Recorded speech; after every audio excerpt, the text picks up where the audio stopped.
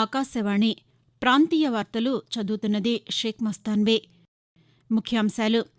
ఆంధ్రప్రదేశ్లో సమగ్ర భూ రీసర్వే కార్యక్రమాన్ని రద్దు చేస్తున్నట్లు ముఖ్యమంత్రి నారా చంద్రబాబు నాయుడు వెల్లడించారు. చేనేత జౌళి శాఖల పునరుజ్జీవానికి ఆంధ్రప్రదేశ్ ప్రభుత్వం కట్టుబడి ఉందని రాష్ట చేనేత జౌళి శాఖ మంత్రి ఎస్ సవిత తెలిపారు. ఆంధ్రప్రదేశ్ ముఖ్యమంత్రి నారా చంద్రబాబు నాయుడు అధ్యక్షతన రాష్ట మంత్రివర్గం ఈరోజు సమావేశం కానుంది. తెలంగాణలో పంటల రుణమాఫీకి ప్రభుత్వం మార్గదర్శకాలు విడుదల చేసింది. అల్పపీడనం ప్రభావంతో ఉభయ తెలుగు రాష్ట్రాల్లో విస్తారంగా వర్షాలు కురుస్తాయని భారత వాతావరణ శాఖ వెల్లడించింది. వార్తల వివరాలు. ఆంధ్రప్రదేశ్లో సమగ్ర భూ రీసర్వే కార్యక్రమాన్ని రద్దు చేస్తున్నట్లు ముఖ్యమంత్రి నారా చంద్రబాబు నాయుడు వెల్లడించారు. భూములు, సహజ వనరులకు సంబంధించి వెలగపూడిలోని సచివాలయంలో ముఖ్యమంత్రి నిన్న శ్వేతపత్రం విడుదల చేశారు. ఈ సందర్భంగా ఆయన మాట్లాడుతూ గత ప్రభుత్వం శాశ్వత భూ హక్కు, భూరక్ష పథకం పేరుతో అనాలోచితంగా రీసర్వేను చేపట్టిందని విమర్శించారు. భూ హక్కు చట్టం దేశంలో ఎక్కడా అమల్లో లేదని అన్నారు. ఆంధ్రప్రదేశ్లో భూ యజమానులకు రక్షణ కల్పించేందుకు ఆంధ్రప్రదేశ్ భూసేకరణ చట్టాన్ని తెస్తామని ముఖ్యమంత్రి తెలుపుతూ, ఎవరైనా మీ భూమి కబ్జా చేసుంటే మీరు కంప్లైంట్ ఇవ్వండి, మీ భూమి మీకు ఇప్పించే బాధ్యత మాది. దీనికోసం ఒక చట్టం తీసుకొస్తాం, ఏపీ ల్యాండ్ గ్రాబింగ్ యాక్ట్.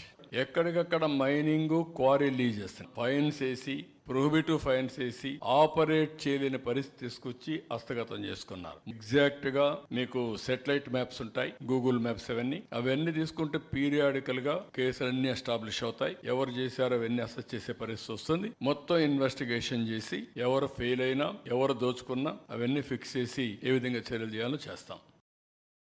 ఈ నెల 27వ తేదీన 4వ జాతీయ ప్రధాన కార్యదర్శుల సమావేశం నిర్వహించనున్నట్లు కేంద్ర మంత్రివర్గ కార్యదర్శి రాజీవ్ గౌబా తెలిపారు. నిన్న ఢిల్లీ నుంచి వివిధ రాష్ట్రాల ప్రభుత్వ ప్రధాన కార్యదర్శులతో దృశ్య మాధ్యమం ద్వారా సమావేశాన్ని నిర్వహించారు. ఈ సమావేశంలో ఆంధ్రప్రదేశ్ ప్రభుత్వ ప్రధాన కార్యదర్శి నీరబ్ కుమార్ ప్రసాద్ పాల్గొన్నారు. ఈ సందర్భంగా రాజీవ్ గౌబా మాట్లాడుతూ నీతి ఆయోగ్ 9వ పాలక మండలి సమావేశాన్ని కూడా త్వరలో నిర్వహించనున్నట్లు తెలిపారు.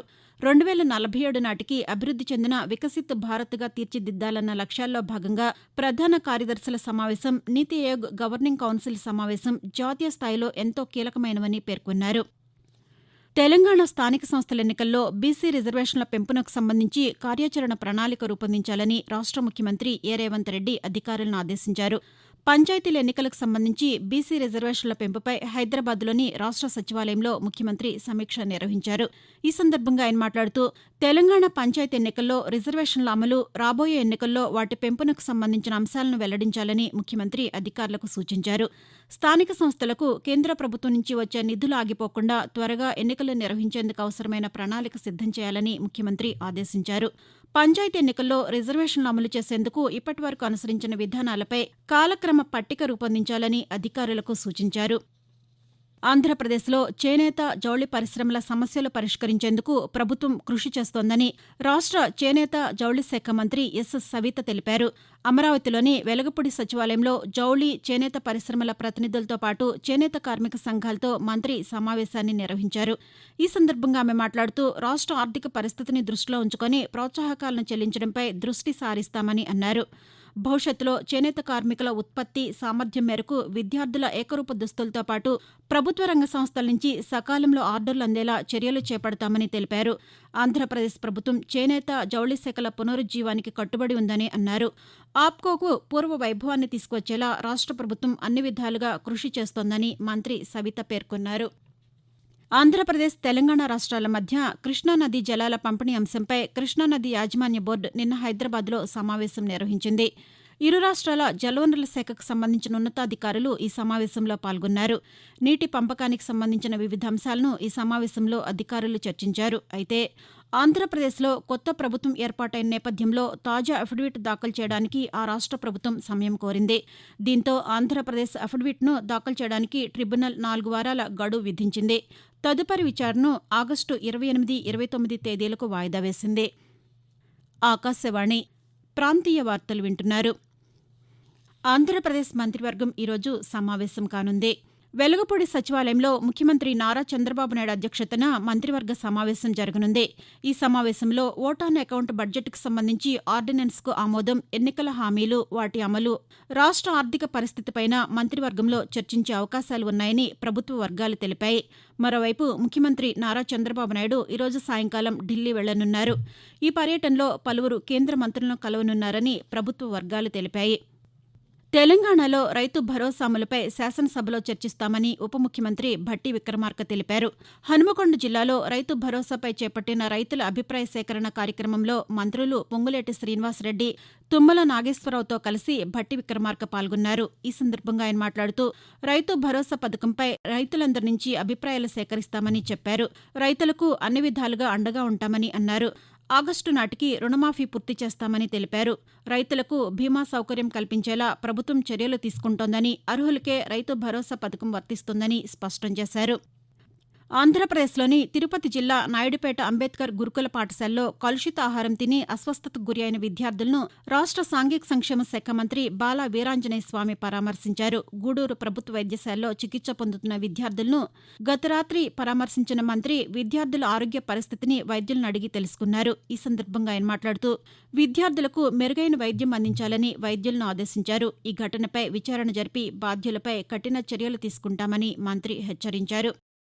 ఆంధ్రప్రదేశ్లో సంక్షేమంతో పాటు మౌలిక సదుపాయాల కల్పనకు ప్రభుత్వం అత్యంత ప్రాధాన్యతనిస్తోందని రాష్ట్ర పర్యాటక, సాంస్కృతిక, సినిమాటోగ్రఫీ శాఖ మంత్రి కందుల దుర్గేష్ తెలిపారు. నిన్న అమరావతిలో మంత్రి పాతికేయులతో మాట్లాడుతూ నిడదవోలు నియోజకవర్గ పరిధిలో 10,28,53,000 రూపాయలతో 172 సీసీ రహదారుల నిర్మాణం చేపట్టనున్నట్లు తెలిపారు. అలాగే నిడదవోలులో మురుగునీటి నిల్వ వ్యవస్థను పటిష్టం చేసేలా చర్యలు చేపట్టనున్నామని అన్నారు.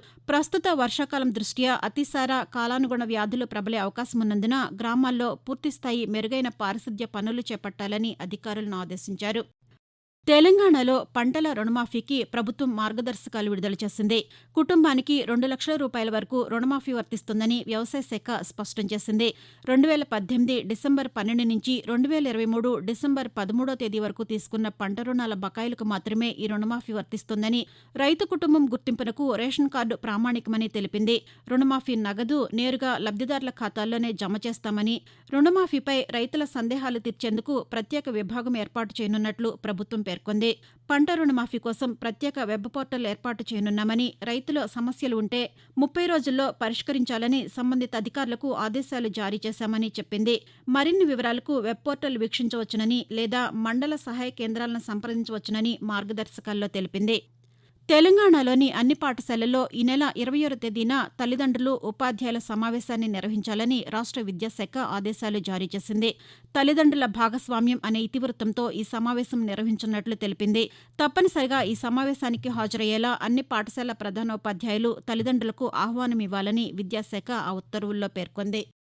వాతావరణం.